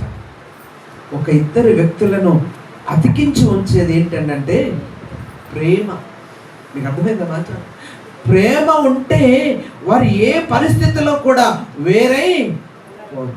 ఎందుకంటే ప్రేమను గురించి అపోస్తలుడైన పౌలు గారు కొరింథీయులకు రాసిన పత్రిక 13వ అధ్యాయం, మొదటి పత్రిక 13వ అధ్యాయంలో చెప్తాడు, సహిస్తదంట, భరిస్తదంట, ఓర్చుకుంటదంట, అన్నీ భరించి నాదని అనుకుంటుంది ప్రేమ. ప్రియమైన దేవుని పిల్లలారా, ఒక మాట చెప్తా, ప్రేమ అనేటటువంటిది అది దైవ సంబంధిత ప్రేమ అన్నప్పుడు కారణం వెతికి ప్రేమించదు. మీకు అర్థమైందన్నమాట? కారణం వెతుక్కోవాల్సిన అవసరం లేదు. నేను ఎందుకు నిన్ను ప్రేమించాలి అని కారణం వెతుక్కొని ప్రేమించే ప్రేమ అది దైవ ప్రేమ కాదు. లోకంలో మనుషులైతే మనల్ని ఎలా ప్రేమిస్తారు, నువ్వు నన్ను ప్రేమిస్తే నేను నిన్ను ప్రేమిస్తాను, నీలో ప్రేమ లేనప్పుడు నాకు నీ మీద నాకెలా ప్రేమ ఉంటుంది అని అడుగుతూ వస్తాం. కానీ దేవుడు నిన్ను ప్రేమించినప్పుడు ఏం చూసి ప్రేమించాడు, ఏం చూసి ప్రేమించాడండి? ఆయన నువ్వు ప్రేమించావనా? బైబిల్ చెప్తా ఉంటుంది, మనం ఇంకా నువ్వు శత్రువులమై ఉండగానే ఆయన మన కొరకు చనిపోయినాడు. మనం ఆయనను ప్రేమించకపోయినా ఆయన మనల్ని ప్రేమిస్తూనే వస్తా ఉంటున్నాడు. మనం ఆయనకు దూరంగా పరిగెత్తిన, లోబడకపోయినా ఆయన చెయ్యి మన వైపు చాచి రమ్మని పిలుస్తూనే ఉంటున్నాడు. ఎంతో ప్రేమించిన ఆ ప్రేమ మన పట్ల చాలా గొప్ప ప్రేమ చూపించాడు. ఒకవేళ నువ్వు కూడా ప్రేమిస్తే ఎలా ప్రేమించాలా? యేసయ్యలా ప్రేమించాలి. ఎలా ప్రేమించాలంట? యేసయ్యలా. శిష్యులతో చెప్తూ ఏమంటాడనంటే, శిష్యులతో మాట్లాడుతూ ఈ మాటే చెప్పాడు ఆయన. అయ్యా, ప్రేమించమంటున్నావు కదా, ఎలా ప్రేమించాలా, ఎలా ప్రేమిస్తే సరిపోతుంది అన్న మాట చెప్తూ అడిగితే అంటాడు ఆయన, నేను మిమ్మల్ని ప్రేమించినట్టే మీరును ఒకరినొకడు ప్రేమించుకోవాలి. నేను మిమ్మల్ని ఎలా ప్రేమించానో అలాగే మీరు కూడా ఒకరినొకరు ప్రేమించండి. ఎలా ప్రేమించాడండి? మన కొరకు ఆయన ప్రాణము పెట్టునంతగా ప్రేమించాడు. మరి నీవెవరి కొరకైనా ప్రాణము పెట్టినంతగా ప్రేమించగలుగుతున్నావా? కనీసం శత్రువును ప్రేమించడం అన్నమాట చెప్పాడు, అది పక్కకు పెట్టండి కాసేపు. నీ సహోదర ప్రేమ విషయంలో సంఘములోనికి వచ్చిన నువ్వు ప్రేమిస్తూ నీ సహోదరుని సహోదరిని ఆ దైవ ప్రేమతో ప్రేమించేటప్పుడు యేసయ్య ప్రేమించినట్లుగా ప్రాణము పెట్టినంతగా ప్రేమించగలుగుతున్నామంటారా? 2 వచనాలు చూపిస్తారండి, బైబిలే నేను మీకు చూపిస్తాను. యోహాను రాసిన మొదటి పత్రికలో ఇలా అంటాడు. యోహాను రాసిన మొదటి పత్రిక 3వ అధ్యాయం 16వ వచనంలో ఇలాగంచాడు. 16వ వచనంలో, ఆయన మన నిమిత్తము తన ప్రాణము పెట్టెను గనుక దీని వలన ప్రేమ ఎట్టిదని మనకు అర్థమవుతుంది, తెలుసుకుంటున్నాం. మనము కూడా సహోదరుల నిమిత్తం ప్రాణము పెట్టబద్దులమై ఉన్నాం. అందుకనే ప్రేమ అనేది మరణమంతా బలమైనదంట. నువ్వు నీ సహోదరుని నిత్యంగా దైవ ప్రేమతో ప్రేమిస్తే ఆ స్థలంలో నీ ప్రాణం పెట్టడానికైనా వెనుకడం. అంత ప్రాణం పెట్టకపోతే పోయి కనీసం యథార్థమైన ప్రేమతో ప్రేమిస్తే చాలండి. సంఘంలో ప్రేమ అనేటిది యేసయ్యను చూస్తే ఆయన ఏ ప్రేమతో ప్రేమించాడో మనం అదే ప్రేమతో ప్రేమించగలిగితే ఆయన వలే ఉన్న వాళ్ళం అవుతాం. మీకు అర్థమవుతుందా? ఆయన వలే ఉన్న వాళ్ళం అవుతాం. అంతేగాని కరుసుకోవడం ఇరుసుకోవడం అనేది మంచిది. మనం చూస్తే కొంతమంది ముఖాల్లో చూస్తే ప్రేమ అట్లా ఉట్టి పడుతున్నట్లుగా కనబడుతూ వస్తుంది. కొంతమందిని చూస్తే మన ముఖం కూడా పెలుసు బారిపోతుంది. అవునా కాదంటారు? అలా చూస్తుంటే మన ముఖం కూడా పెలుసు బారిపోతుంది. ఈవిడతో ఏం మాట్లాడితే ఏమవుతుందో, ఈ బ్రదర్తో ఏం మాట్లాడితే ఏమవుతుందో అనేది అర్థం కాని పరిస్థితి. దేవుని పిల్లలారా, ఓ మాట చెప్తున్నాం, సంఘం అంటే యేసయ్యలా కనపడాలా? విశ్వాసి మనం అంటే ఎవరిలా కనపడాలా? యేసయ్యలా కనపడాలా. ఇంకో మాట చెప్తా, యేసయ్యను లోకం చూడట్లేదు. యేసయ్యను ఎవరు చూడట్లా? లోకం చూడట్లేదు. లోకం ఆయనను ఎరుగదు, కానీ లోకం నిన్ను చూస్తా ఉంది. లోకం ఎవరిని చూస్తా ఉంది? నిన్ను చూస్తా ఉంది. ఇప్పుడు యేసయ్యలా నువ్వు ఎదగాలి అని అంటే ఆయన నీ స్థానములో ఆయన ఉంటే ఆయన ఎలా ఉండేవాడో ఇలాగే ఉంటాడని నీవు ఆయనను నీ జీవితంతో చూపించడం లోకానికి. అంటే లోకం ఇప్పుడు నిన్ను చూస్తుంది గనక నిన్ను చూస్తే ఎవరిని చూసినట్టు వాళ్ళు ఫీల్ అవ్వాలా? యేసయ్యను చూసినట్లుగా, ఆ ప్రేమను చూసినట్లుగా చూడడం అలవర్చుకోవాలి. ఆ విధమైనటువంటి ప్రేమ ఈ సంఘములో కనబడుతోంది అని అంటే అన్యులు నిన్నెందుకు నిందిస్తారు?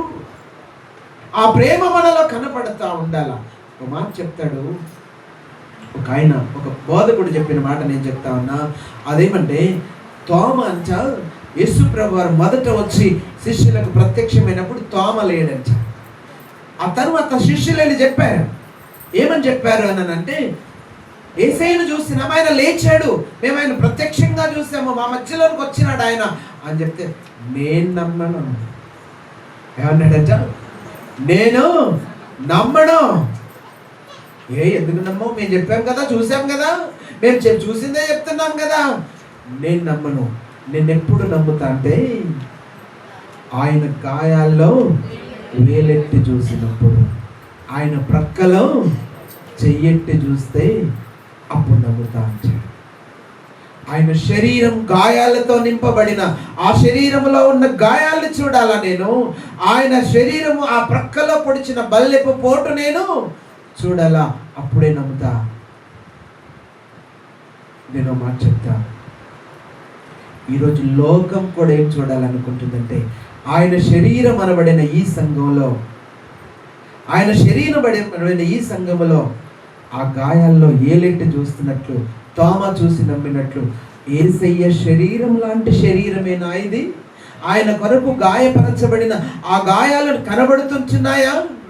ఆ గాయాలలో నేను ఏలెట్టు చూస్తే యేసయ్య శరీరాన్ని తాకి ఆ స్పర్శ పొందుకున్నట్లుగానే ఉంటుందా అని లోకం నీ వైపు చూసినప్పుడు అదే స్పర్శ సంఘం ఈనాడు లోకానికి ఇవ్వగలిగితే క్రీస్తు దగ్గరికి లోకమంతా ఆకర్షించబడుతుందండి. చూపించగలుగుతున్నాం అలాగా? ఆ ప్రేమ మనలో కనబడుతుందని చేరండి. ఆలోచించండి. యేసయ్య ఎలా ఎదగడం అనంటే అలా ఎదిగి చూడు, ఆ ప్రేమను పంచి చూడు. దేవుడు తప్పకుండా నిన్ను ఎంతో అభివృద్ధిలోనికి తీసుకొచ్చి ఆశీర్వదిస్తాడు. సంఘము క్షేమాభివృద్ధి పొందుతూ వస్తుంది. ఆ విధంగా ఆయన దృష్టికి మనం ఇష్టమైన వారముగా ఎదుగుతూ వస్తాము. ప్రేమించడం అంటే I love you brother, I love you మాటతో చెప్పకు.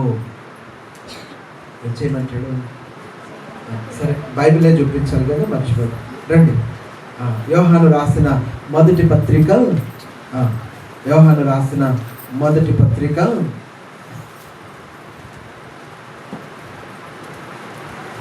3వ అధ్యాయము 18వ వచనం చదవండి.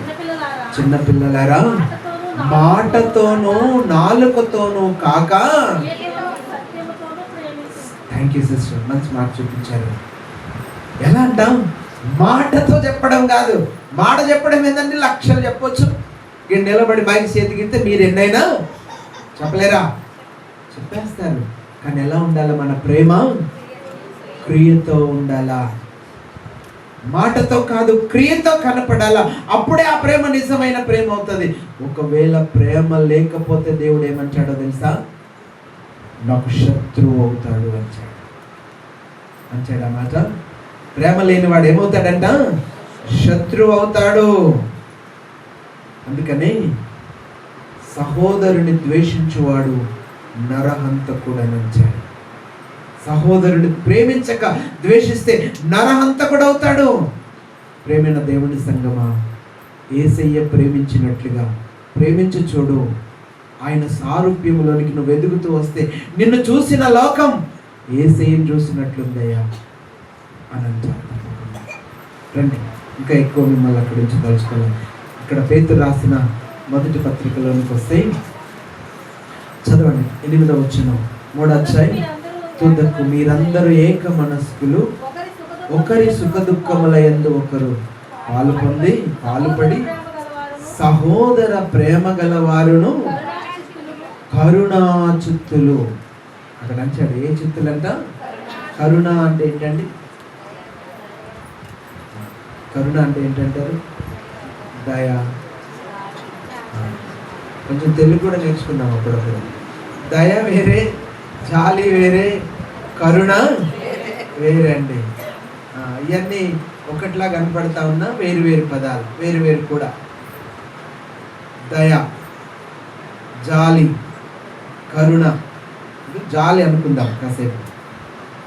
జాలి అనేది ఎట్లా ఉంటుంది అంటే, ఎవడైనా ఇబ్బంది, మనం బస్ స్టాండ్లో ప్రయాణాలు చేస్తూ ఉంటాం కదా, ప్రయాణం చేసేటప్పుడు రోడ్డు పక్కన అడుక్కునే వాళ్ళు ఉంటారు. వాళ్ళు ఏం చేస్తారు? అయ్యా అని అడుగుతారు. అడిగినప్పుడు వాడి దీన స్థితిని చూసి మనం ఏం చేస్తాము? మనం జాలిపడి వాడి పట్ల మన పర్స్ ఓపెన్ చేసి ఏం చేస్తాం? ఎంత పెద్ద లోటు ఉన్నదో దానికోసం వెతుకుతామా? ఎంత చిన్నది ఉంటుందో దానికోసం వెతికి ఇచ్చేసేస్తాం. ఒకవేళ అది కూడా ఇవ్వకపోతే వాడు ఏమంటాడు? జాలి కూడా లేదు. దాన్ని ఏమంటామంటే జాలిపడి వాడి పరిస్థితి చూసి జాలిపడి ఎంతో కొంత నీకున్న దాంట్లో కొంత సహాయం చేసి వదిలేసి వస్తావు, అయిపోయి. ఆ తర్వాత వాడిని ఏమి నీ మళ్ళీ మనసులో కూడా తెచ్చుకో. దాన్ని జాలి అంటాం. కనికరం అనంటే కనికరం అన్న మాటని ఇంగ్లీష్లో చక్కగా చెప్పాడు. అక్కడ ఏమన్నాడంటే కంపాషన్ అన్నమాట. కంపాషన్ అక్కడ అంటాడు, కంపాషనేట్ అన్న మాట చెప్తాడు. కంపాషన్ అన్న మాటకు అర్థం ఏంటంటే coming in to the passion అన్నమాట చెప్తాడు.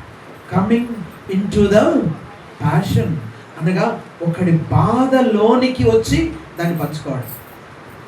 ఒకడు బాధపడతా ఉన్నాడు అనుకోనండి, ఆ బాధను పంచుకోవడం కోసం ఆ బాధలోనికి రావడం. నువ్వు బాధపడుతున్నావా, రా నీ ఇద్దరం కలిసి నీ బాధను పంచుకొని బాధపడ్డా, లేక నీ బాధను పోగొట్టి సరైన ఆనందాన్ని నేను నీకు అందిస్తా అని కనికరపడడం అంటే అదండి, coming in to the passion. నువ్వు ఒకటి బాధలోనికి వెళ్ళి ఆ బాధను నీదని ఎంచుకొని ఆ స్థితిని పంచుకొని బతకడం కనికరపడ్డం. యేసయ్య కూడా కనికరపడ్డాడంట అండి. యేసయ్యకు ఉందా ఈ కనికరం? ఉందా లేదంటారు? ఏం చేశాడు ఆయన కనికరపడి? చాలా మాటలు చెప్పాలా యేసయ్య కనికరపడిన విషయాలు, అలా చెప్తా వస్తా. యేసయ్య అంట ఒకరోజు వెళ్తా ఉంటే చాలా జన సమూహం వచ్చారంట. జన సమూహం వచ్చి ఆయన అప్పటికే చాలా బోధ చేసి అన్ని చేసి బాగా అలసిపోయి ఉన్నారు. అయినా సరే జన సమూహం ఇంకేమైనా చెప్తాడేమో, ఆయన మాటలు విందాం అని ఆయన దగ్గర పరిగెత్తుకొని వస్తే వాళ్ళని చూసినప్పుడు వారు కాపరి లేని గొర్రెల వలె విసికి చెదిరి ఉన్నారని వారి మీద ఏం పడ్డాడంట? కనికరపడ్డాడంట. కనికరపడి వారి యొక్క ఆత్మీయ ఆకలి తీర్చి వారికి బోధ చేసి సరైన సత్యాన్ని వారికి అందజేస్తూ వచ్చినాడు. దినాల తరబడి బోధ చేస్తూ వచ్చినాడు. 3 దినాలైందంట ప్రసంగం ప్రారంభించి. ఎన్ని దినాలు చేస్తాడంట? 3 దినాలు ప్రసంగం చేసినాడంట. ఆ తర్వాత ప్రసంగం అయిపోయిన తర్వాత ఆ ప్రజలను చూస్తే ఆయనకు వారి పట్ల జాలేదండి, సారీ, కనికరపడ్డాడంట. ఎందుకు కనికరపడ్డాడో తెలుసా? మీరు మత్తయి సువార్త 14వ అధ్యాయంలోకి వస్తే ఆ మాట చదువుతాం. 14వ అధ్యాయం 14వ వచనంలో 15వ అధ్యాయంలోకి వస్తే ఆ మాట చదువుతాం. 15వ అధ్యాయంలో ఆ మాట ఏమంటాడంటే వారి పట్ల కనికరపడి, నేను కూడా అదే మాట వచ్చేస్తుంది, వారి పట్ల జాలపడ్డాడు, కనికరపడ్డాడంట. కనికరపడి వారితో అన్నాడంట, ఆ శిష్యులను చూసి అన్నాడంట, ఇదిగో ఈ ప్రజలను చూస్తే 32వ వచనం, అంతటా యేసు తన శిష్యులను పిలిచి, ఈ జనులు నేటికి 3 దినముల నుండి నాయతో ఉన్నారు, వారికి తిననేమీ లేదు కనుక కనికరపడుచున్నాను అన్నాడు. ఏం చేయమంట? కనికరపడితే ఏంటి? వాళ్ళ ఆకలితో ఉన్నారు, వాళ్ళ ఆకలి తీరిస్తే నా కనికరం చూపించినట్లు అవుతుంది. ఆకలితో సరే అండి మీ మీద కనికరం వేస్తా ఉంది, మిమ్మల్ని చూస్తే ఇంటికి వెళ్ళిపోయి చక్కగా భోజనం చేసేయండి అని చెప్పలా. కనికరపడ్డం అంటే వారి ఆకలిని కూడా తను పంచుకొని ఆకలి తీర్చి పంపడం నిజమైన కనికరం. వారి బాధను పోగొట్టి పంపించడం. వారికి అప్పుడు అన్నాడు, ఇంతమందికి ఏడ పెడతావయ్యా ఆహారం అంటే? మీ దగ్గర ఏముందో చెప్పు. 7 రొట్టెలు కొన్ని చేపలు మాత్రం ఉన్నాయన్నారు, తీసుకురండి అన్నాడు. ఆశీర్వదించాడు, పంచిపెట్టాడు. ఆకలి తీరి తృప్తిగా భోజనం చేసి వెళ్తే అమ్మయ్య అని యేసయ్య సంతోషపడ్డాడు. ఈరోజు నీవు కూడా కనికరం అంటే యేసయ్యలా కనికరపడ్డం.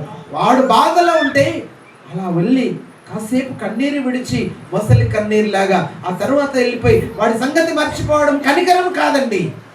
సంఘములో నీకు ఉండాల్సినది యథార్థమైన కనికరం అంటే ఇలా ఉండాలా.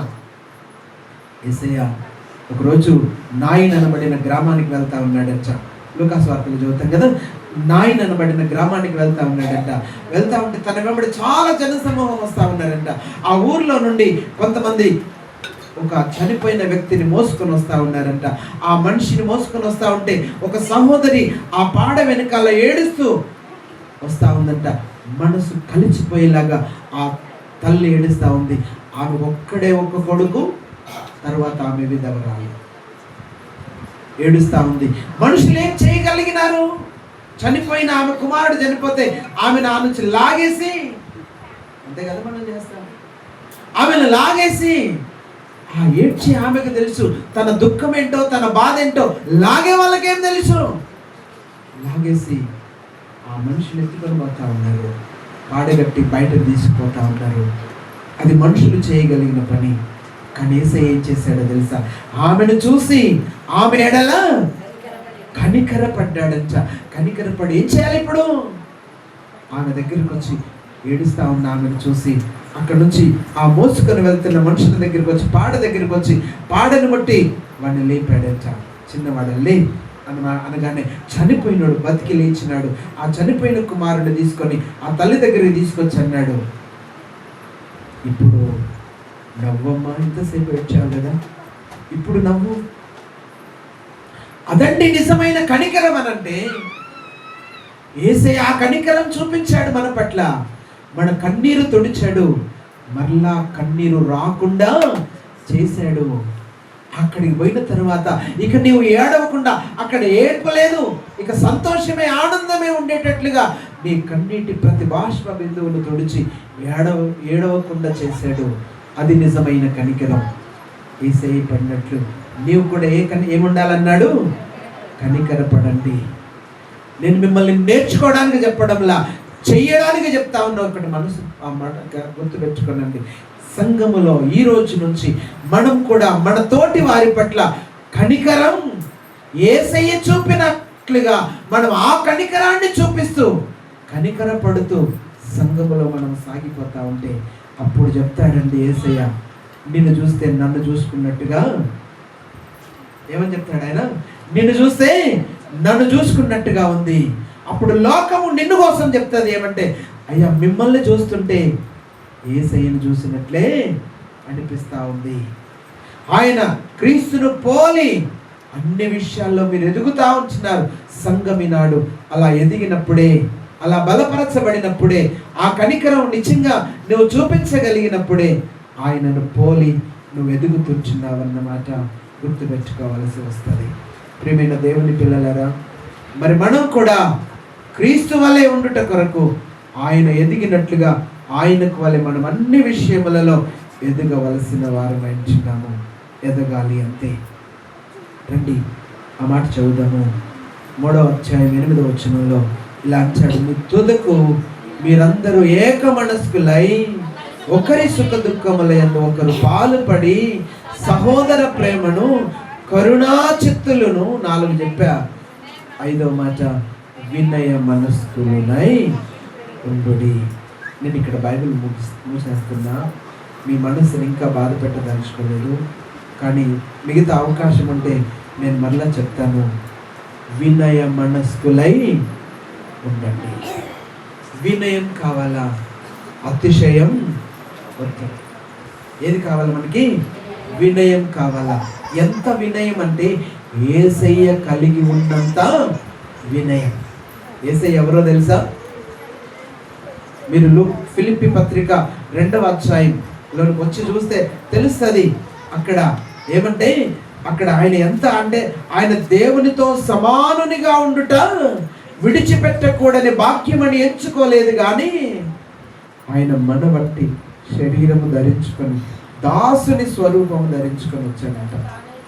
తను తానే రిక్తునిగా చేసుకొని దాసుడిగా వచ్చాడు.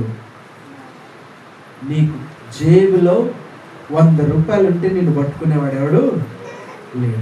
వినయం వస్తుందా అంటే అప్పుడు నేను చూసావా, కనీసం నా బట్టలు చూస్తే నీకు అర్థం కావట్లేదా నేను ఎవడనేది? ఎడ కూర్చోమంటున్నా, కింద కూర్చోమంటున్నా అండి. ఆలోచించండి. దేవుడే దాసుడైతే నీకున్నదెంత? దేన్ని బట్టి నువ్వు గర్వించాలా? అతిశయపడాలా? నేను ఇంత, నాకున్న జ్ఞానం ఇంత, నాకున్న అధికారం ఇంత, నాకున్న ఆస్తి ఇంత, ఎవడికి కావాలేదంత? యేసయ్యే సర్వాన్ని సృష్టించిన సృష్టికర్త అయిన దేవుడే నిన్ను సంరక్షించి రక్షించి తన సొత్తుగా చేసుకోవడానికి దాసుడుగా వచ్చి కూర్చున్నాడు. అక్కడ ఆయన ఒక మాట చెప్తూ వస్తాడు, మనుష్య కుమారుడు పరిచారము చేయించుకొనుటకు రాలేదు, కానీ ఏం చేయడానికి వచ్చాడంట? పరిచారము చేయడానికి, అనేకులకు ప్రతిగా తన ప్రాణమును క్రయధనముగా ఇచ్చుటకు, విమోచన క్రయధనముగా ఇచ్చుటకు వచ్చను అన్నమాట చెప్తాడే.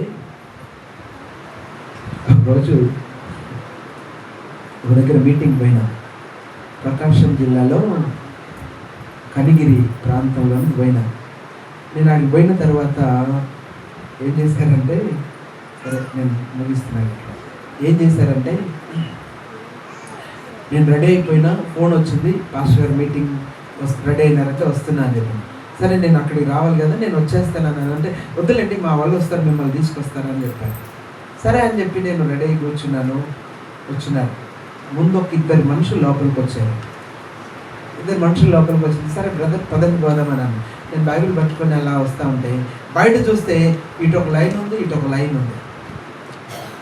వీళ్ళందరూ వచ్చినట్టున్నారు, సరేలే అనుకున్నాను. నేను అలా బైబిల్ పట్టుకొని వస్తే సార్ మధ్యలో నడవండి అంటున్నారు. సరే మధ్యలో రోడ్డు మధ్యలోకి వస్తే వారంతా నా వెనకాల ఇటు ఒక లైన్, ముందు సగం, ఈ పక్క ముందు సగం, ఈ పక్క ముందు సగం. రాజకీయ నాయకుని పట్టుకుపోతారా అట్లా తీసుకుపోతా ఉంటే నేను అలా వెళ్తా ఉంటే ఆ వీధిలో వందనాలు సార్ సిగ్గుతో తలాంచుకోవాల్సి వచ్చింది. నేనెవడు ఒక పనికి వాళ్ళని దేవుడు అవకాశం ఇస్తే ఈ బైబిల్ చేత పట్టుకొని నా పని చేయరా అని అంటే వచ్చినవాడిని. నాకు ఇంత గణత ఎందుకు? నా యేసయ్యే తన్ను తాను తగ్గించుకుని దీనుడై వస్తే అప్పుడు చాలా సిగ్గుతో తల వంచుకొని ఆ పుల్పిట్ దగ్గరికి వెళ్ళక ముందు నా మనసులో ఏడ్చుకుంటూ వెళ్ళా, ప్రభువా ఈ ఘనతను బట్టి నాకు సంతోషం అనిపిస్తలా. నువ్వే దీనుడు అయినావు, నిన్నెవడు లెక్క చేయలే, సిలువేసి చంపేశారు, నాకెందుకు ఈ ఘనత? నాకు దీనత్వం. అప్పటి నుంచి నేను తర్వాత అప్పుడే చెప్పాను, పుల్పిట్ దగ్గరికి వెళ్ళిన తర్వాత, నన్ను తీసుకురావడానికి మీరు ఎవ్వరు రావద్దు ఇక ఏ మీటింగ్ కూడా, నేనే వస్తా. లేదు అంటే ఒక్క మనిషి రండి చాలు. ఇలాగా నన్ను తీసుకురావడం నాకు ఇష్టం లేదని చెప్పి. ప్రియమైన దేవుని పిల్లలారా, వినయం అవసరం. మనకేం అవసరం?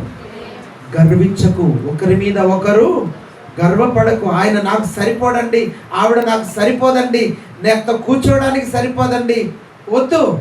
వినయం అవసరం. మాకు కర్నూలులో ఒక చర్చ్ ఉంది. ఆ సంఘంలో చాలామంది లేబర్ ఉన్నారు, తర్వాత కాంట్రాక్టర్స్ ఉన్నారు, జాబ్ చేసే వాళ్ళు ఉన్నారు, చాలామంది ఉన్నారు. ఒక మంచి విషయం నేను ఒక వ్యక్తిని బట్టి అక్కడ నేను చూశాను, నేర్చుకున్నదే చెప్తున్నాను. ఆయన ఏమంటే హెచ్పిసిఎల్లో కాంట్రాక్టర్, ఆయన గవర్నమెంట్ కాంట్రాక్టర్, లైసెన్స్డ్ కాంట్రాక్టర్ అనమాట. ఆయన దగ్గర వర్క్ చేసే వాళ్ళు ఒక 600 పైచిలకే ఉంటారు. అందులో చాలామంది మన చర్చ్ మెంబర్స్. ఆయన కూడా మన చర్చ్కి వస్తాడు. వెనకాల కింద కూర్చోలేని వాళ్ళ కోసము కుర్చీలు వేస్తాం, ఇలాగ మనకులాగా. ఆయన వచ్చి ఆ కుర్చీలకు ముందు కింద కూర్చుంటాడు. ఆయన పేరు వీరేష్, కూర్చుంటాడు అక్కడ. ఆయనతో పాటు వచ్చి లేబర్ కూడా పక్కనే కూర్చుంటారు. సేట్ రై, చర్చిలోకి వచ్చినాక నన్ను ఎవ్వడు సేట్ అన్నది, నేను మీతో సమానం. మనమంతా సహోదరులం, యేసయ్య రక్తంలో కడగబడిన సహోదరులం. నాకేంట్రా సలాం కొట్టేది? వద్దు. పండి దగ్గర ఏదన్నా ఉంటే పండి దగ్గర సైట్లో అక్కడ నాకు సలాం కొట్టు, పర్వాలే. మందిరంలో మనమంతా ఒక్కటి. ఆ వినయం కావాలండి. ఎప్పుడైతే ఆ వినయంలోనికి వచ్చి మనం మన సహోదరుని కంటే తక్కువని ఎంచుకొని మన సహోదరుని మనకంటే ఘనపరిచి హెచ్చిస్తూ నిన్ను నువ్వు తగ్గించుకుంటున్నప్పుడు నిజమైన వినయం సంఘములో ఈ విధంగా కనబడితే సంఘము నిజంగా యేసయ్య స్వరూపంలోనికి మార్చబడతా ఉందండి. ఈ విధంగా వినయము కలిగి ఒక సంఘముగా యేసయ్యను పోలి బతకడానికి మనము ప్రయత్నం చేయాల్సిన వారం వచ్చినాం. ప్రియమైన దేవుని పిల్లలారా, ఈరోజు ఈ పోలిక, యేసయ్యలో ఉన్న ఈ పోలిక 5 చెప్పా నేను, మనలో ఉన్నాయంటారా? ఇతరుల మనసుతో కలిసే మనసు ఉందా? ఇతరులు ఏడిస్తే వాళ్ళతో కలిసి ఆ దుఃఖాన్ని పంచుకునే ఏడుపు ఉందా నీలో? అంతేకాదు, ఇతరులను యేసయ్య ప్రేమించినట్టుగా ప్రేమించే ప్రేమ ఉందా నీలో? ఇతరులు బాధపడితే ఆ బాధను పంచుకునే కనికరం, కంపాషన్ నీలో ఉందా? అంతేకాదు, ఆ వినయం నీలో ఉందా? అలా ఉన్నప్పుడే నువ్వు యేసయ్యలా ఏమంటాడు? ప్రేమ కలిగి సత్యము చెప్పుచు క్రీస్తు వలె ఉండుటకు మనం అన్ని విషయములలో మనకు లేదు ఇవన్నీ. ప్రభువా నాలో పుట్టించు, నన్ను అలా ఎదిగించు అని వినయముతో దేవుని దగ్గర నువ్వు ప్రార్థన చేయగలిగితే, దేవుని అడగగలిగితే తప్పకుండా నిన్ను ఆ స్థానంలోనికి తీసుకొస్తాడు. అటువంటి కృప దేవుడు మనకి మధ్యాహ్న కాల సమయంలో దయచేయను గాక. మోకరించుదాం, కళ్ళు మూసుకుందాం. అందరం దయచేసి కళ్ళు ఉంచుకుందాం. ఈరోజు నిజంగా దేవుడు సూటిగా మనతో మాట్లాడుతూ వచ్చిన మాట మనకు అర్థమవుతూ వచ్చినది. ప్రేమైన దేవుని పిల్లలారా, మరి నీ పరిస్థితి ఎలా ఉంది? యేసయ్యలా ఆ ఏకత్వం, ఆయన చెప్పినట్లుగా తండ్రి యందు నేను, నా యందు తండ్రి ఏకమై ఉన్నట్లు నేను కూడా యేసయ్యలో ఏకమై ఉన్నానన్న మాట చెప్పడానికి ధైర్యం సరిపోతుందా? ఇదిగో ప్రభువా, సంఘముగా మేమున్నాము, మాలో మనసు ఒక్కటే, హృదయం ఒక్కటే, భావం ఒక్కటే, మా తాత్పర్యం అంతా ఒక్కటే, ఒక్క ఆత్మలో మేము కలిసి ఉండిపోయినాము అని చెప్పగలిగిన ధైర్యం మనకు ఉందంటారా? ఈరోజు మనసు కలిసి బతుకుతున్నామా? ఏదో మనుషులం కలిసి బతుకుతా ఉంటున్నామా? ప్రార్థన చేద్దాం, దయచేసి అందరం ప్రార్థన చేద్దాం.